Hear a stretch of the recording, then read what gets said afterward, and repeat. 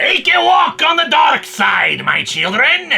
Let's continue our look at Joe Hill's excursion into the classic anthology, The Tales from the Dark Side that never made it to TV.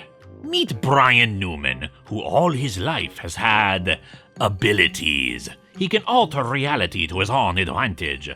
Not that he wants to, though, because whenever he does, he sees an imaginary friend, if you will, named Big Winner, and after he does so, he has seizures. As a child, it was nothing more than altering a dice roll, but as an adult, a pool he was cleaning filled with blood. His landlord found himself trapped in a car now covered in reinforced steel, and he's just been fired from his latest job when somehow the fur coat a customer was wearing came to life and bit her ear off. And frankly, Brian is sick of it. A man from Brighter Side Development comes to him and informs him that they wish to cure his little condition, since everyone else who they've found have this condition doesn't live past 40. He agrees, especially after coming home and seeing yet another Rubik's Cube he solves turn black for no adequately explained reason. He's brought in just after the lead scientist on the project, Dr. Friedkin,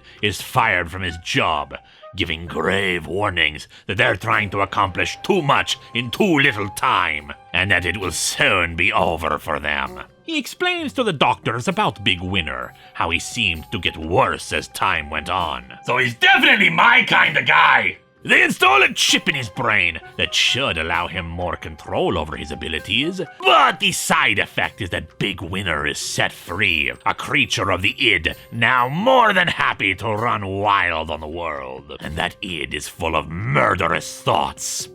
Do you recall last year, the Darkside event that made the world seem to freeze for a moment? Well, we get the explanation for that here, as Big Winner starts the event up to play with the world, trapping his old boss on the game and puzzle store in a giant maze where it can be crushed by a giant ball bearing. The man who recruited Brian getting attacked by a swarm of bats. Brian bears witness to each of these events, just as he had in the first issue, but he's unable to stop it as person after person is killed. At the facility, Brian's unconscious body is now contained inside of a giant Rubik's Cube that has turned black, and when the scientists try to touch it, the blackness consumes them too, turning them into crystal. Dr. Friedkin is called back in since everything he warned about is coming through. However, once he is briefed on the situation, he only asks what is going to happen next with Brian.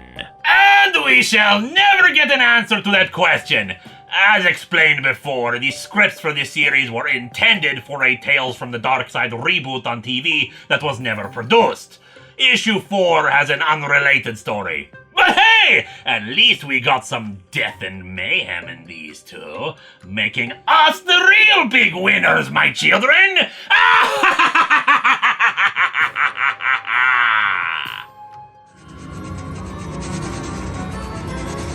Atop the Fourth Wall presents Longbox of the